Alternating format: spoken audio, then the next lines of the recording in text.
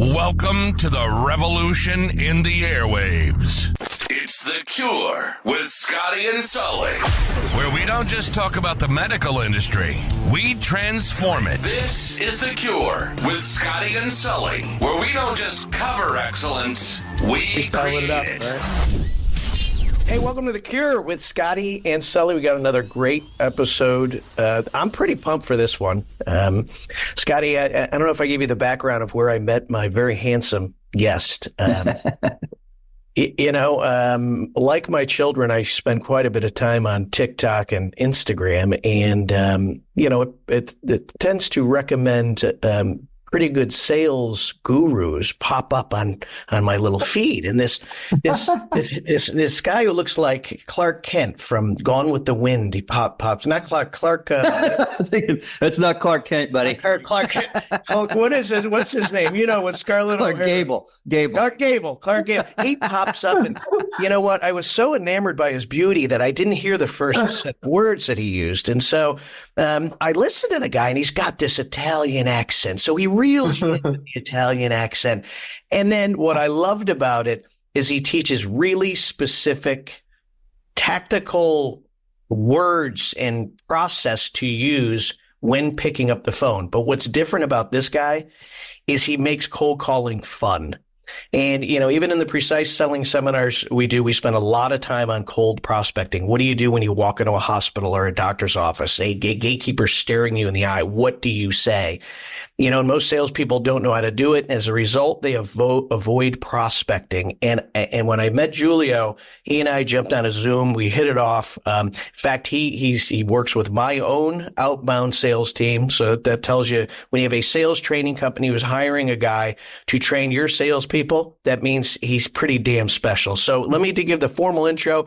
Giulio Segantini, he's a philosopher, which we're going to talk about. And he turned into this sales maestro, but again, he injects fun, wisdom into the art of cold calling. He's on a mission to transform sales underdogs into champions with his unconventional, and I promise you they are unconventional strategies with a dash of Italian flair. So a big round of applause for Giulio Segantini. Very nice.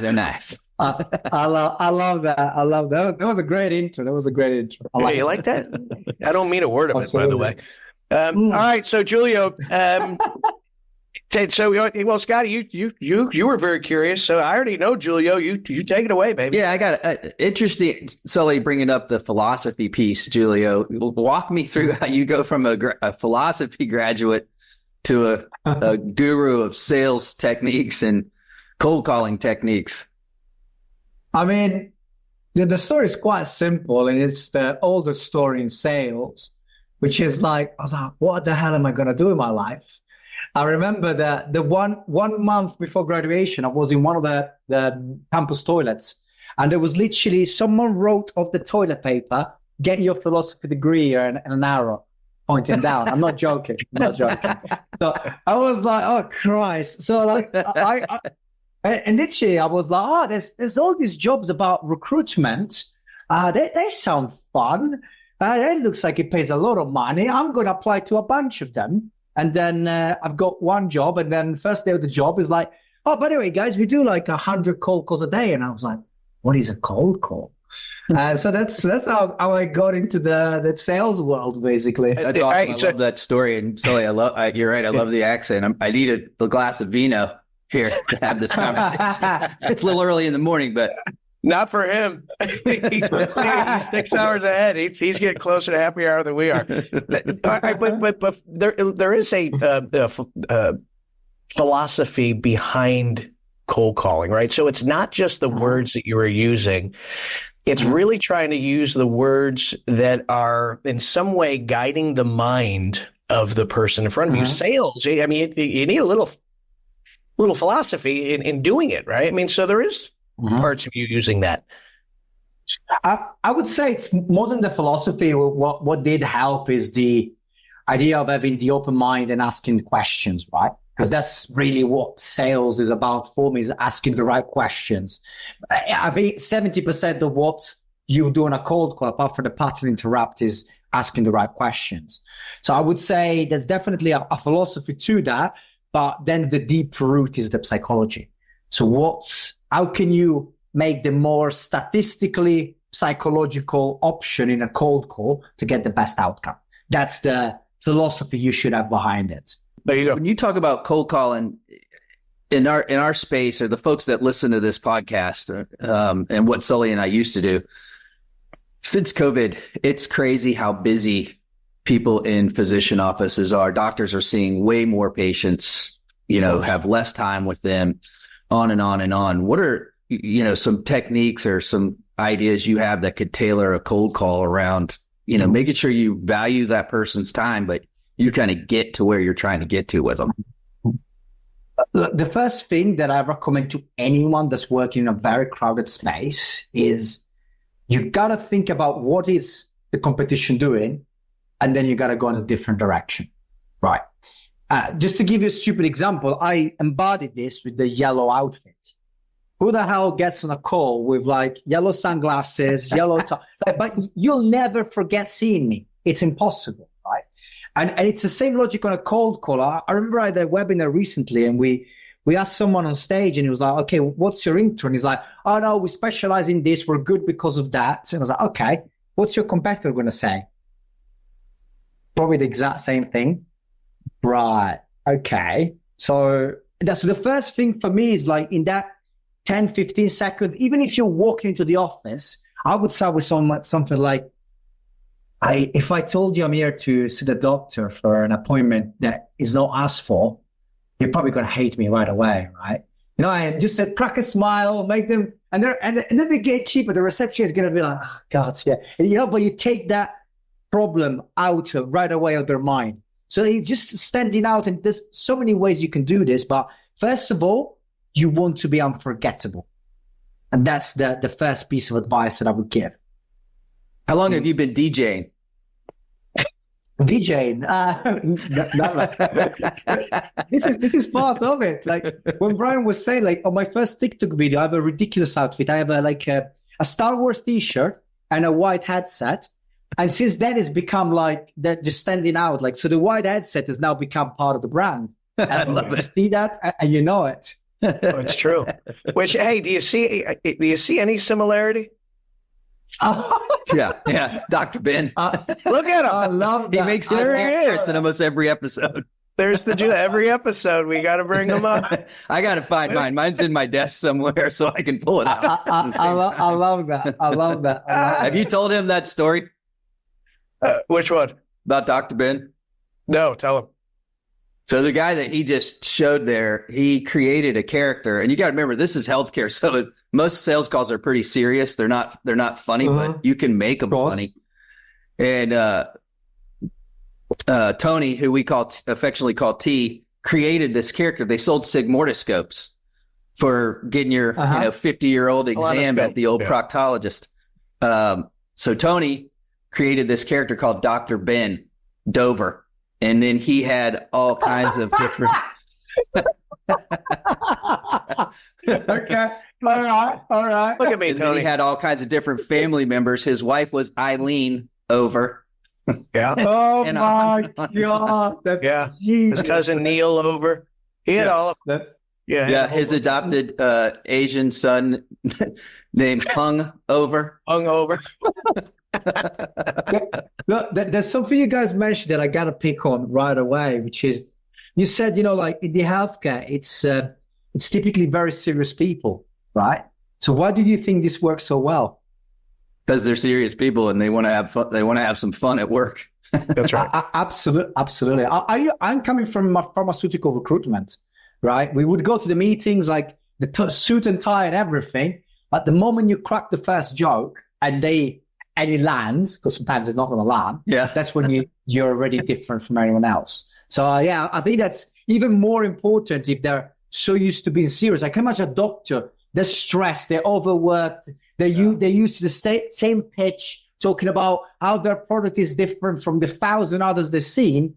And so if they're going to buy from the human, they're not going to buy for the product unless you're selling, Viagra in the first week of it coming out. And then, everyone wants it and you just know they're taking.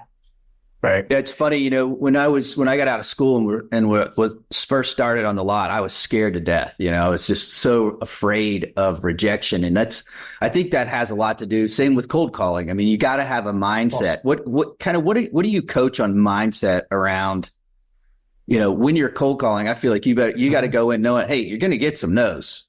But, you know, if you don't put a line in the water, it's like my mom. My mom was one of the best salespeople I ever met. And her line was it's always no until you ask. And so talk a little bit mindset around cold calling. Well, look, it's kind of interesting that you mentioned this, right? Because mindset is kind of an overused word, right? No one knows what it means. You know, you talk about like mindset here, mindset that. But generally, what you're referring to is that how do you get over that fear of rejection? How do you get to the point that you pick up the phone, right? Without having so much attachment to the outcome. And I think some people, perhaps like your mother, are just born without that glandular shame, you know, and they just don't care. It doesn't matter. She just expects yes, no matter what she's asking. She just, but it's great, you know, like some people are like that, but that's probably 5% of the world. Yeah, I agree. Right? And let's be honest, if you're hiring salespeople or you're a salesperson yourself, you're not like that. You need to train it in yourself. And there's a comparison I make often, which is actually going to be really relevant. So in order to become a doctor, how many years do you have to study in the US? It's like 2 degrees plus then you got the, how do you call it when you go to residency? The then you've got residency where you're making no money. I just met a kid last week and he's just like, I'm making no money. I'm working 15-hour days. He's dying on the job. Exactly. So in order to become a doctor, right, you need to work probably 15 years. You need to slave away, right? And then you have the average salesperson that sees, I can make 200, 300K, blah, blah, blah. But then they're not willing to put in the consistent work.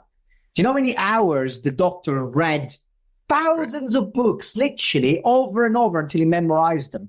So I would say that the first thing to think about is like, you're a professional and this is your job. So the way I go about it is you block your calendar and you then stick to it slowly but steadily. So the way I learned is like the day one of my recruitment job, we were given a list and we made 150 calls, right?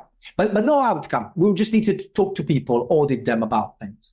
And then we slowly built our, let's say, our resistance. And I think the biggest problem salespeople have is that they'll do like one day of cold calling. Then for 3 days, they're like, I got 2 meetings. I've got to prepare for this meeting. They're going to research who was the great aunt of the doctor before the meeting, because that's going to come in handy, right?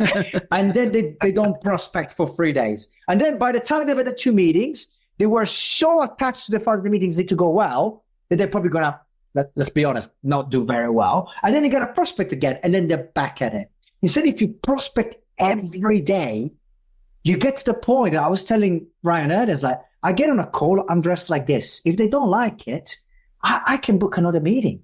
I don't, and that's the logic, like the abundancy. So I think it's really about consistently having the procedure that gets the meeting. And then it doesn't matter how good it's going, you don't stop it. Yeah. And that's how you get the machine going. That would be you apply to fitness, you apply to any profession, but just in sales, you're like, I've done a tough job for 2 days, I can take a 2-week break. No, it just doesn't work like that. Yeah. We spent a lot of time on this show talking about, geez, probably the past 3 shows talking about the importance of standing out and having fun.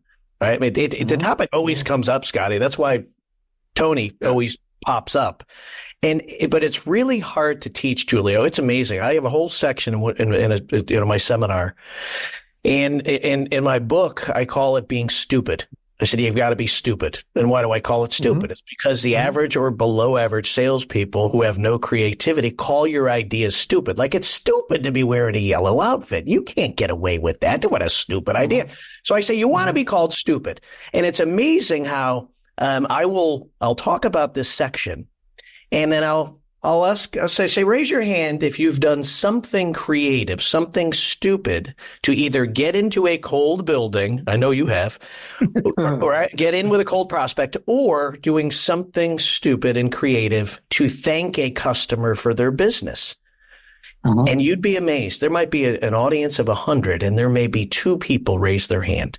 And I'll run down that aisle with that microphone and I'll say, tell me.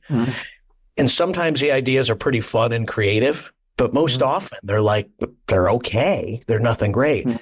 And I'll say, grab your pen and paper. I want you to come up with something right now. And I got to tell you, about 75% of the audience hates this section of my seminar. They really don't uncomfortable. like it. They hate it. Yeah. I mean, and I see it in their eyes and I say, I know what you're feeling right now, right? Your body right now is saying, that's not me. I have to be true to myself. What he's asking me to be is something I am not. I tend not to be a funny guy. And well, it's boring. And if I thought boring worked to sell a lot of stuff, I'd say keep being boring. It just doesn't work, but it's hard to sell.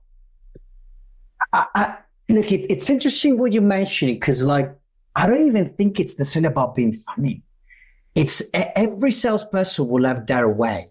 So, for example, are you a really flat guy, right? Are you just who you are? If you pretend to be me, it's probably going to come across pretty weird, right? But you could be like, look, I'll be honest. Typically, people might try to make you laugh. I'm not a funny guy. I'll get right to business. Is that fair? And that will still work because there's not something else will say. So it's really more about, I think the big problem is that we see all these sales gurus and we think we need to be like them, when really you want to take what they do that you like and you want to make it yours. And then you develop, Brian, you develop precise selling because you wanted something that will work, that you feel comfortable with, that other people will like and feel comfortable with. But if you're not comfortable with that, you're not going to buy it anyway. Right? So it's got to be finding your own way. And again, treating it like a job. Stop thinking like, it's making me uncomfortable. Well, so does mining. Do you want to try mining for a week? See what you prefer. How creative you get after a week in a mine. So does being a pit boss in a casino, which is what you look like this morning. I love it. Change 100. I'll be like, hey, table 18, that guy's Take a break. Go break it. Go break his legs, Tony. Changing 1,000. All right. Hey, so Giulio, let's talk about a real call. Okay. So let's say I'm a medical salesperson, and I know a lot of what you do is teach inside sales teams, but the process is exactly the same. All right. The wording you use, the tone of voice, it's all the same.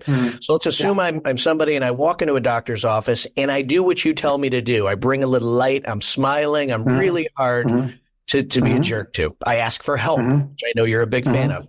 You do such a good job. The guy says, or the lady says, yeah, come on back. I think the doctor's here. And then the doctor's staring you in the eye, has no clue who you are. Give the folks some tips about what they either need to say or think of or create in that prospect that will buy them more time to deliver eventual questions and a pitch. Well, look, the first thing you want is make the prospect feel okay, right? So if the prospect is there, if the doctor is there, it's like, who the hell is this guy? Oh, it's another salesperson, right? So the first thing I would do here is what we call my previous mentor is called the ledge. So something that will help you to do the rest, which would be, look, I appreciate you get loads of things. I'm going to deliver my pitch. I'll take 1 minute, 45 seconds. If by the end of it, you think I'm boring, you think it's not relevant, you think it sounds like everyone else, I'll walk out. You'll never see my face again. Is that fair? Right? Again, what you're doing is you're taking all of these thoughts, you're taking them out, you're putting them on the plate, and you're making them feel okay. Instead of walking in, it's like, hey, I'm a representative for buyer. We got this and this list of products. You're sweating. They're uncomfortable. So you take it away. You define the time. And then at that point, some will say, you know what? I don't like your face. Go away. They were always going to do that. But the ones that say, yes, you know, you have 1 minute or their undivided attention. And that's what you want. Okay. So that would be my first thing. So, and it can be something like this. Look, I appreciate, probably you didn't appreciate me lying past the gatekeeper or me cracking a joke at the gatekeeper that let me through. Or I'm going to buy Shelly some donuts after this. Whatever it is that you want to do in order to get the time. It's like, I'll take 1 minute of your time. I'll give you the short pitch. Appreciate you're a busy man. You got people to take care of. If by the end of it, you're not happy, we'll leave it that. Is that fair? That's it. Right. And that will buy you the time. And it's something that you don't have to adapt. So you can always have the exact same for each doctor, which means that after the first 20, it's perfect. It's rolling off your tongue. I love the idea of setting the time. I think it takes them from kind of this position to, all right, I'll let this joker give me his pitch. Why not at the end? And that's where, to your earlier point, you got to practice. You got to be doing it on a regular basis. So when you get that 1 minute, absolutely, you're ready to go. It's interesting today in today's world, especially with what I do in the media business. Technology and social media is, in the forefront of minds. And, so many times you see reps try to close business via an email versus a conversation. Can you talk a little bit about integrating cold calling into this environment? Can you give me a bit more like? Yeah. Like, how do you use it as more of a tool to help you cold call? Does that make sense? The social media, you mean? Yeah. Kind of technology, social media. How do you use it as a tool? I mean, everybody's doing it. I tried to fight it for years because I'm like, no, I want you to have a face-to-face or a phone call with the person, talk to them, not try to do it. But I mean, it's just where things are moving. And as young folks are coming out of school and going in, they are used to communicating this way. So how do you use it as Of course. Well, it's interesting that you mentioned this because you have the world divided in places, right? Like I personally, I'm not a fan of the old school cold call trainers that are like, the phone will never die. It's all about you need a physical handset, that's too much technology. That's wrong. Like if you don't adapt, you get left behind. So there's got to be a blend. So the funny thing that you mentioned this is, for example, I cold call every day, but I also have a bunch of people interact with my LinkedIn content. And the ones they visit my profile, they're the first one I call. They comment on one of my posts, I'm gonna call them. I had a video about one of my openers, which is like, do you want to throw your phone out the window or let me have 30 seconds? And someone tagged their team, an SDR manager. So I literally called him, gave him the opener. The guy starts laughing. He's like, is that Giulio? I was like, yes, it is. And at that point, of course you got him. So I think one of the ways is to warm up your leads. So if you have I don't know, in the medical space, what would be probably the best way to think about this could be maybe you're sending a lot of emails, you see them open, and then you see the email open, and then you might follow up with a call and be like, look, this is Brian Sullivan from Precise. I guess my name doesn't ring a bell at all. Right? Because they're probably seeing the email, and that's your path to interrupt. You start the conversation that way. So I think the multi-channel is the real future, where you're using as many touch points to build that familiarity to the point that people know. They don't know who you are, but they kind of know who you are. And that's better than just plain cold calls. That would does that answer the question? No, totally. It's exactly what we try to talk to companies about with an omni-channel marketing approach. People are like, well, I don't want to do print ads. Yeah, but print ads are what help your rep walk in and people know, oh, I know the company. Yeah. And it's like the billboard that you pass on the way to work every day. Yeah. You're not going to click the billboard. You can't count clicks, but how much of an impression is that? I guarantee it's impressed in your mind of that organization. Same thing for companies with distribution reps who are calling our manufacturer reps who are trying to get distribution reps to let them work with them. It's like, I may not know them, but I know Welch Allen, or I know Midmark, or I know Abbott. To be able to get that thing going. And then from there, it's also like what Sully and I are doing right here, podcasts, put out, your own post on LinkedIn and, social media and drive that. I think it's what you're saying is exactly. It's when we started at Sempermed, it was a startup company. We were selling latex gloves. So not fancy. And the name of the company was Satari at the time. We changed it to Sempermed. And there were 30 other glove lines on the market. We had to figure out a way to get in the door to have somebody talk about something they don't want to talk about because every time you switch it out, it's a personal product. It doesn't fit the same, this and this and this. We did it with, my son was 4 at the time, and we blew a glove up on his head with air and did our ad was Sempermed gloves. We make them strong. How you use them is up to you. And we just started pumping that into the space. And, you know, 6 months in, they're like, wait, you're the glove company with the kid with the glove on his head, right? Boom. I've got my in. Although he's in protective custody now. Yes. Yeah, he's bouncing around a rubber room. But social care came knocking legs. Like, why are you doing this kid exam? He's actually in the film business now. Scotty, I want to bring something up there, and as it relates to your magazine, because this is a good point too. Is a lot of manufacturer reps don't understand how important it is for them to regularly time block to call on their distribution reps. 100%. One of the values of advertising in your magazine is if a distribution rep has read and seen the articles and they see that Welch Allen or see that Sempermed ad, when that manufacturer rep of that company calls, they're going to be a little more apt to listen to them. So you manufacturers out there listening, understand that you can't just do it one way. There is value in, as you say, in a very corporate way. Omni-channel marketing. Whoa, whoa. Very fancy. I tell you who's great at it is Joe Rich at Gojo. You know, we write content for them around infection control in the magazine. Joel takes the PDF of it, sends it to all of his guys, and is like, hey, I want you sending this PDF out to all your distribution reps because they can use it with their end users as well. But it's just a way of getting that message across that's coming from the publication versus just from Gojo saying how great we are. So you're dead right. You got to take it the next step further. You can't just place the ad and hope that you get the sale. So a lot of salespeople ask me, so how do I craft an email? Right. And of course, my lesson to that is you got to be able to read it in under 25 seconds. But also, it's very similar. Correct me if I'm wrong, or you have a different opinion on this, that the wording is very similar to what you would say on the phone. Am I right with that? Or might you change it a bit?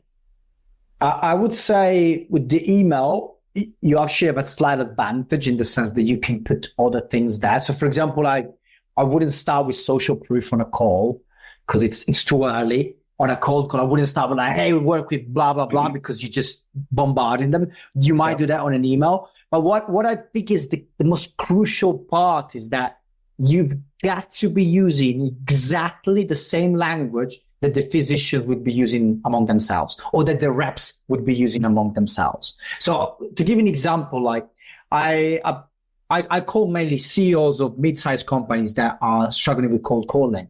And the terms I use when I give my pitch is like, I fix 2 problems. And the first one is that your salespeople are turning into keyboard warriors. And they hide behind emails and LinkedIn instead of making cold calls like this one. And that term is like, that's what they say to each other. It's like why the hell everyone thinks they're keyboard warriors these days? So let's say you're selling, I'm gonna try and make an example for the medical industry. But let's say that they are having a particular piece of medical equipment that is causing injuries in over 1% of the time, right? And that might mean some lawsuits, right? So the problem that might be facing, like you might be having problem with lawsuits because your injury rate is over 1%.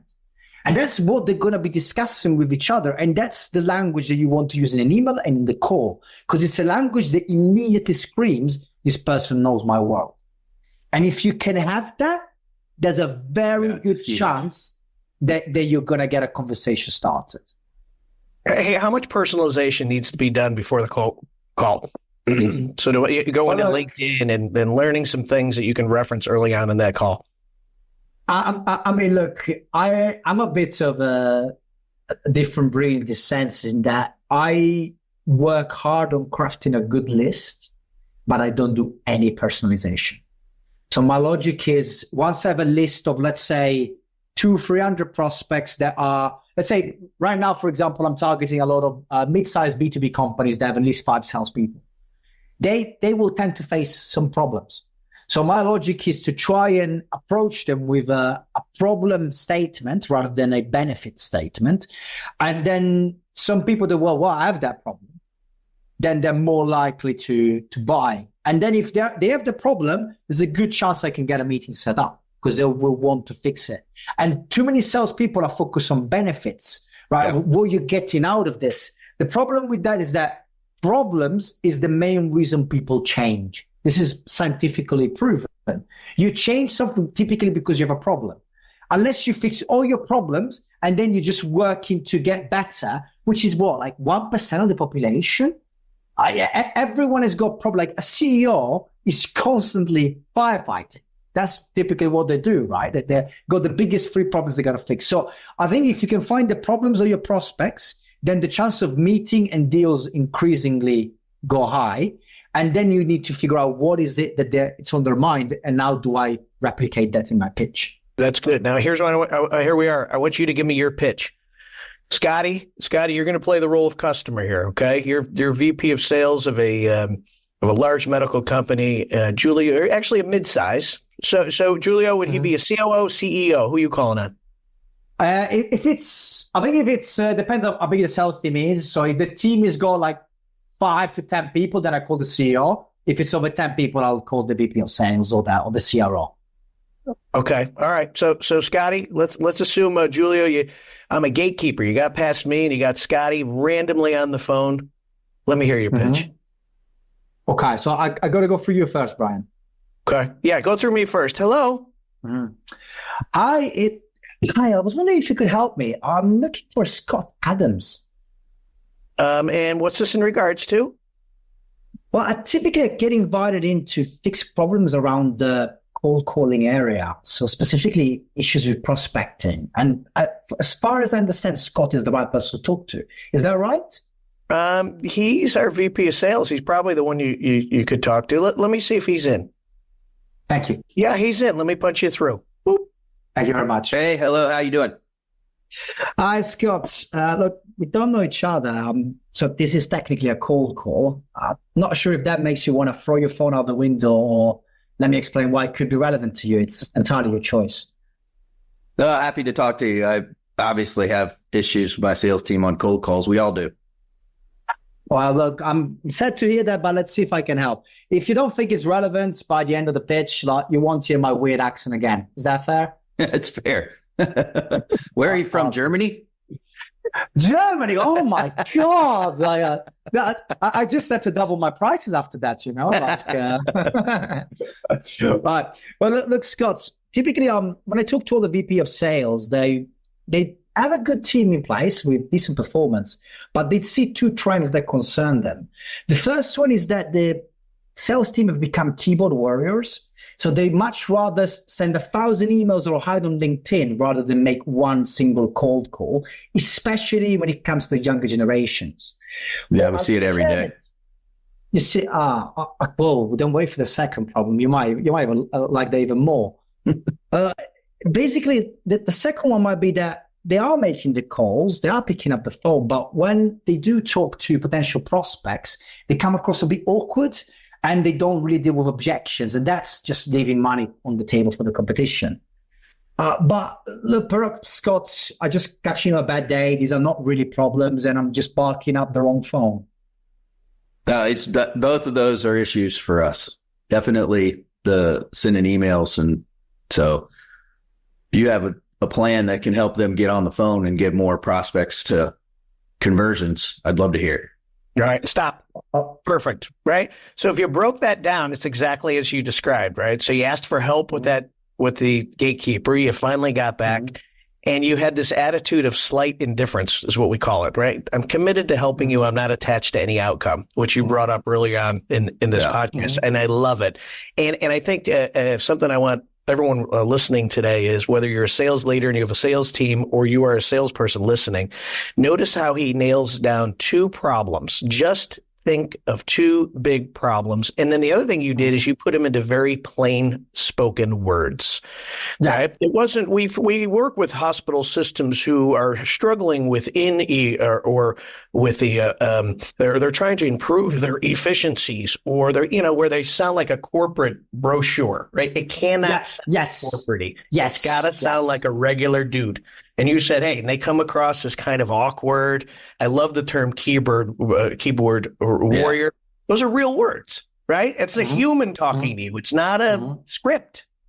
So take those away. Those are going to make your cold calls better. Absolutely. You're a master.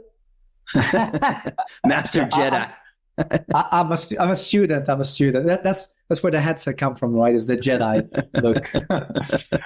One thing I would like to add, Brian, from what you mentioned is this is coming from a script now.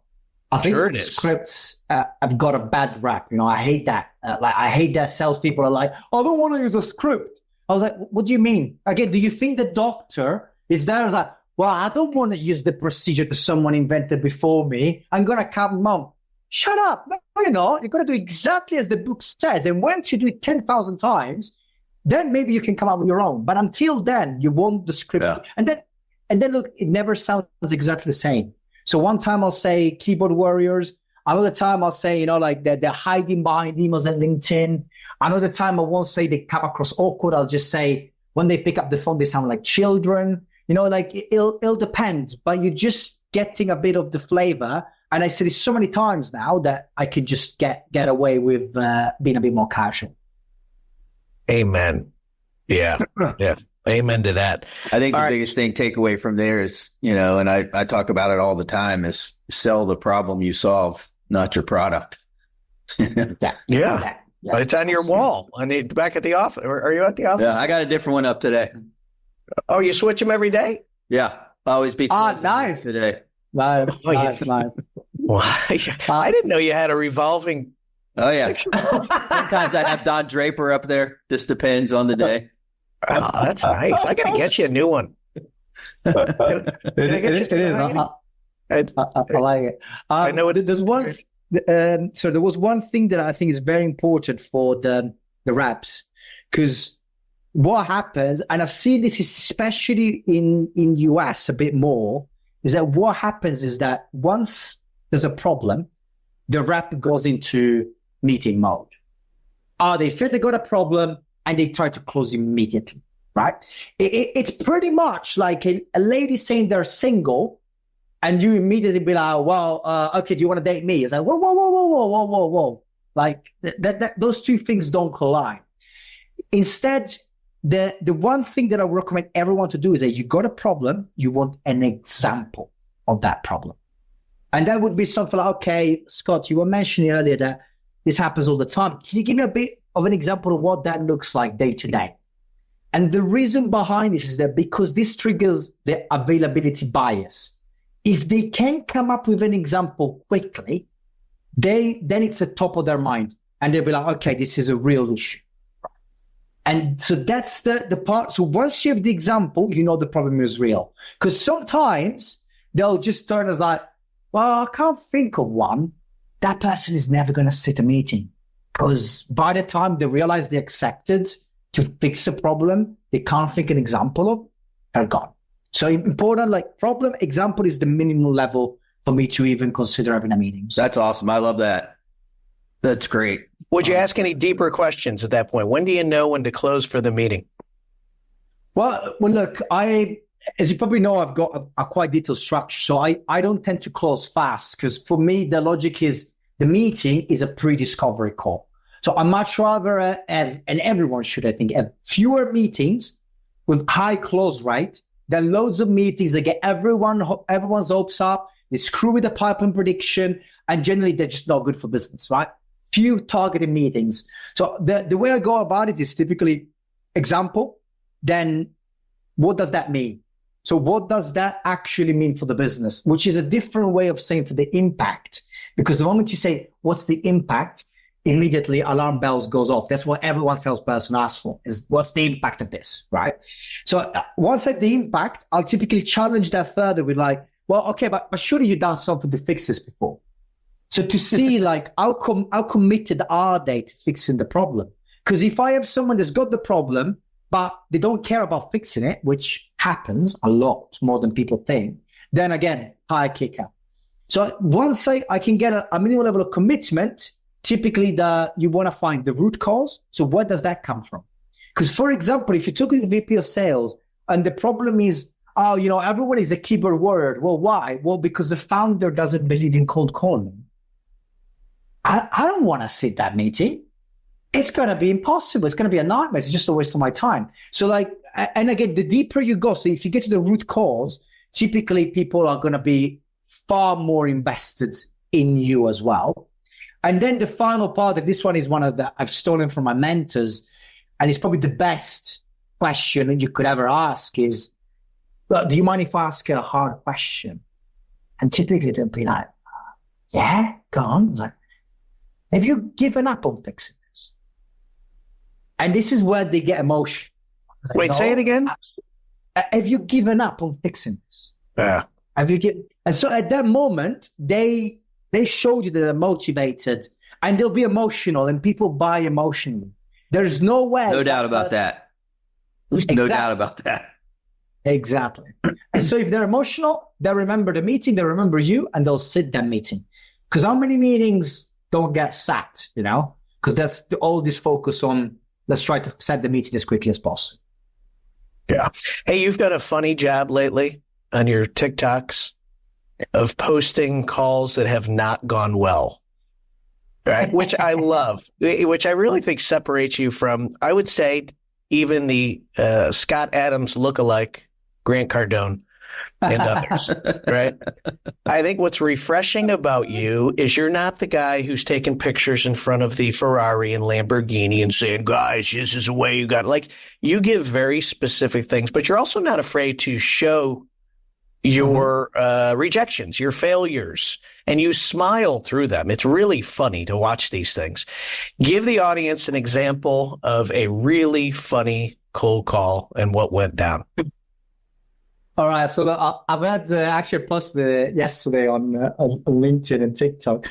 So I recently, one of the final, this is another tip for salespeople. Sometimes you get the stone wall. No, I'm not interested, or we're good, we're fine, whatever. Most people, if you're like, okay, no problem. Do you mind if I ask one last question before I go? Most people will let you do that, 90%. And one of the questions is like, what would have to change for you to consider this? And I asked it to a prospect, I think it was on Friday, and the guy's like, I would have to drop dead. Just point blank told me, like, I would have to drop that. Fair enough.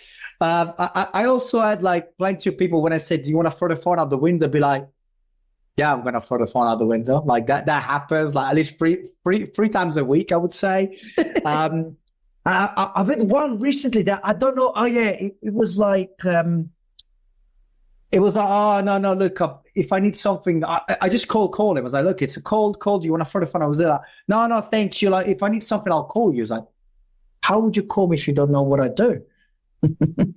and it was like, well, the fact that we don't know each other probably tells you that this is not relevant. And I was like, so your team doesn't do cold calling? And the guy at that point was like, go on, be mad. I was like, you know what? Just don't bother someone else. You'll find them on the yellow pages. Yellow pages? I was like, am I calling someone from the like 70s or something? But yeah. And anyway, so sometimes I get some funny ones on the phone. I think it's real important to laugh at yourself, not take yourself serious. Take your business serious, but not yourself. It helps you get through the day a lot. But yeah. Okay, this is Michael Jordan, right? Like when he talks about missing the shots. Yeah. It's ridiculous, this idea that, like, I calculated that roughly, like, if my list is not well polished, I'll probably have around a 5% conversion rate, right? So like I get 5% meeting rate, right? And so I know that because, like, I don't care too much about doing a perfect list, etc. I need to get 90 rejections to get a meeting, right? It's just roughly the numbers that I calculated in the UK. So at this point, I don't need to go crazy. I know that I'll get the one that's not in the buying window. I'll get the one that doesn't cold call because I haven't done amazing research. I get the one that's doesn't even have a big sales team, etc. And that's fine. And because I know I need to go through those numbers, it's okay. And that's the part that most salespeople get wrong is like, oh, I've been rejected 3 times today. Well, how many times do you need to get rejected in order to get a yes? Once you know that, rejections stop to matter and start counting them. This is what this is. Like I'm on a challenge to do 3,000 cold call rejections in I started September last year. I'm up, I'm missing 1,687. But that's the goal I'm working towards. I'm not working towards amount of meetings or revenue. How many rejections can I get? Because I know the rest will come anyway as I move along. Yeah. Hey, what coaching would you give a salesperson? And this happened to me recently, one of my own salespeople who you've met with. And he texted me late Friday and he said, I had a really rough week, and I'm a little down.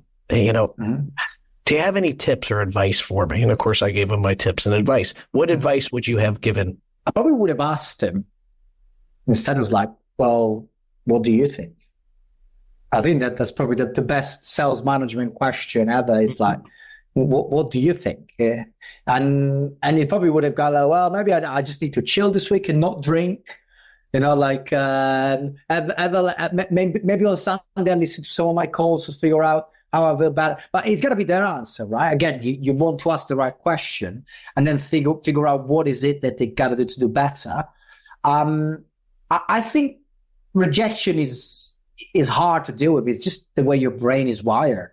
It's made that way because 10,000 years ago, when our brains were formed, they haven't changed. If you were socially rejected, you were dead because you would be left out in the cold. While if you were punched in the face, it wasn't permanent. So we tend to resent social rejection way more than physical pain. And so that's the reason why we shy away from it. And you got to find a way around it to motivate yourself. Yeah, love it.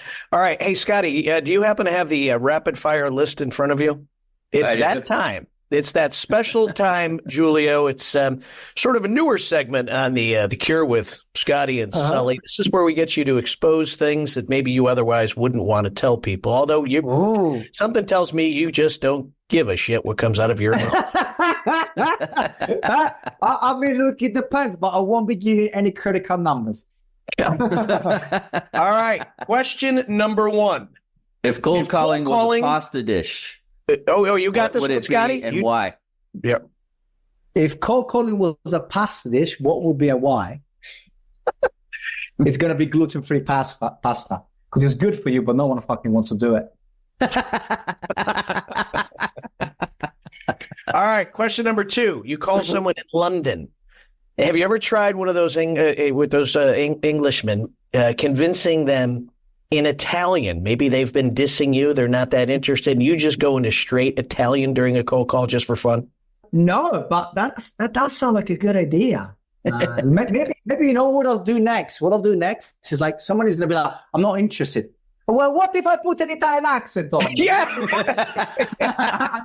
I'm gonna try that. You gotta try that. You got it.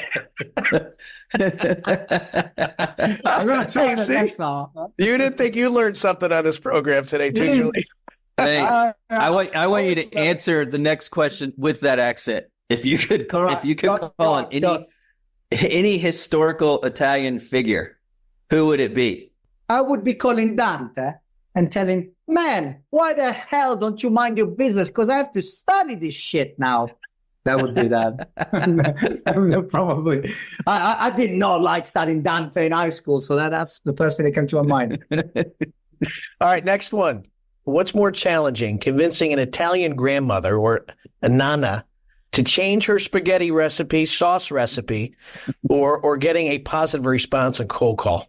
What's more difficult? That's not even a question. with the cold caller, you got a certain success percentage chance. With the grandmother, she's just gonna be like, "Shut up! You don't know what you're talking about. You eat it like this. Come on, you're skinny. Keep going." That's literally what's gonna happen. Who's gonna win F1 this year? I don't really like F1, so I wouldn't even know who's playing. I'm guessing not Schumacher. No, not sure. I think unless he's doing it at the nursing home, probably racing wheelchairs. I think he's even out of the coma. I don't know. The only reason anybody else will win on there is like what happened last week with Verstappen, is the engine blew. If not, you might as well just right in all of the first places. He wins every race. Look at you. You are sophisticated. F1 boy? I'm very Euro, as you. Oh, my God. Thus the hairdo. All right, final question. All right, it's 4:30 in the afternoon on a Friday. Every other salesperson has wrapped it up, which means it's probably a good time to make some cold calls. But you have had a rough week. You've had added a lot of rejections to that whiteboard behind you. You decide you're going to make your last half hour of cold calls with a nice wine. What wine pairs best with the sweet taste of a successful cold call? It's very simple. Vodka. Was